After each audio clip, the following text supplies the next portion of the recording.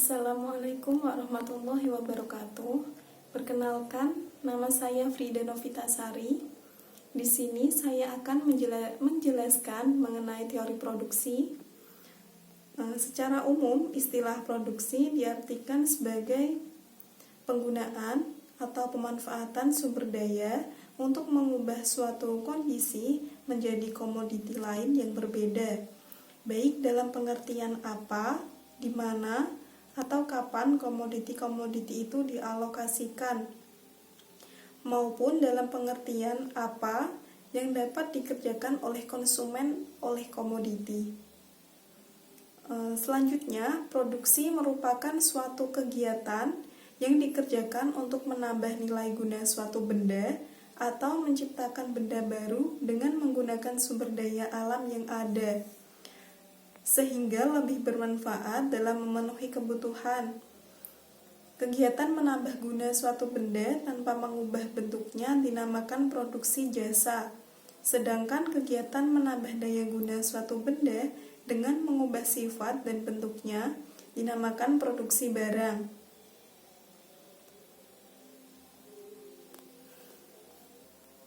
Selanjutnya, tujuan produksi dalam Islam.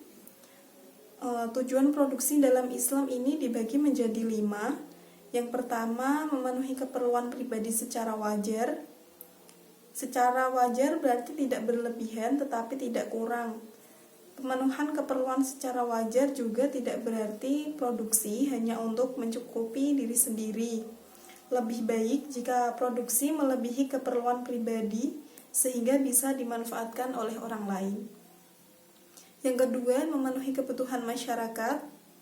Tujuan ini berarti bahwa produsen harus proaktif dalam menyediakan komoditi-komoditi yang menjadi kebutuhan masyarakat.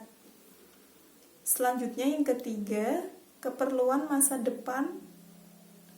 Keperluan masa depan ini berorientasi ke masa depan, berarti produsen harus terus-menerus berupaya meningkatkan kualitas barang yang dihasilkan. Yang keempat, keperluan generasi yang akan datang. Produksi dilakukan tidak boleh mengganggu keberlanjutan hidup generasi yang akan datang. Kemudian yang terakhir, keperluan sosial dan infak di jalan Allah. Maksudnya keperluan sosial dan infak di jalan Allah ini memproduksinya lebih banyak lagi supaya dapat diberikan kepada masyarakat dalam bentuk zakat, sedekah, infak, dan sebagainya. Kemudian, faktor produksi dalam Islam. Faktor produksi merupakan suatu fungsi atau persamaan yang menunjukkan hubungan antara tingkat output dan tingkat kombinasi penggunaan input. Kemudian, prinsip dari produksi adalah bagaimana produksi dapat berjalan sehingga mampu mencapai tingkat yang paling maksimum dan efisien dengan memaksimumkan output dengan menggunakan input tetap, meminimalkan penggunaannya input untuk mencapai tingkat output yang sama.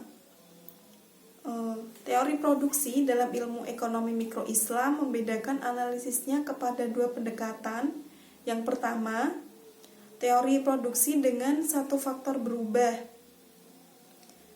Dalam teori ekonomi Islam, diambil pula satu asumsi dasar mengenai sifat dari fungsi produksi, yaitu fungsi produksi dari semua produksi, di mana semua produsen dianggap tunduk pada suatu hukum, disebut the law of diminishing return. Hukum ini mengatakan bahwa bila satu macam input ditambah penggunaannya, sedangkan input-input lain tetap, maka tambahan output yang dihasilkan dari setiap tambahan satu input yang ditambahkan tadi mula-mula menaik, tetapi kemudian setelah mencapai suatu titik tertentu akan semakin menurun seiring dengan pertambahan input. Selanjutnya, the law of diminishing return dibedakan menjadi 3 tahap ya. Yang pertama, produksi total mengalami pertambahan yang semakin cepat. Yang kedua, produksi total bertambahnya semakin lambat. Yang ketiga, produksi total semakin lama semakin berkurang. Kemudian selanjutnya, teori produksi dengan dua faktor berubah ini dimisalkan terdapat dua jenis faktor produksi yang dapat diubah jumlahnya. Misalkan yang dapat diubah adalah tenaga kerja dan modal, serta kedua faktor produksi yang dapat berubah ini dapat dipertukarkan satu sama lain. Dalam penggunaannya, yaitu tenaga kerja dapat menggantikan modal atau sebaliknya. Analisis tentang bagaimana perusahaan akan meminimumkan biaya dalam usahanya untuk mencapai suatu tingkat produksi tertentu dapat ditunjukkan.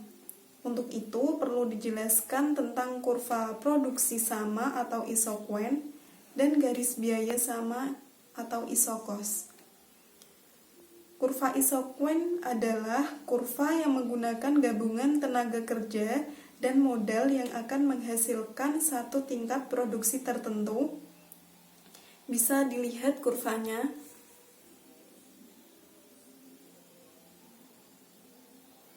Gabungan A menunjukkan bahwa satu unit tenaga kerja dan unit modal dapat menghasilkan produksi yang diinginkan tersebut. Gabungan B menunjukkan bahwa yang diperlukan adalah 2 unit tenaga kerja dan 3 unit modal. Gabungan C menunjukkan bahwa yang diperlukan adalah 3 unit tenaga kerja dan 2 unit modal.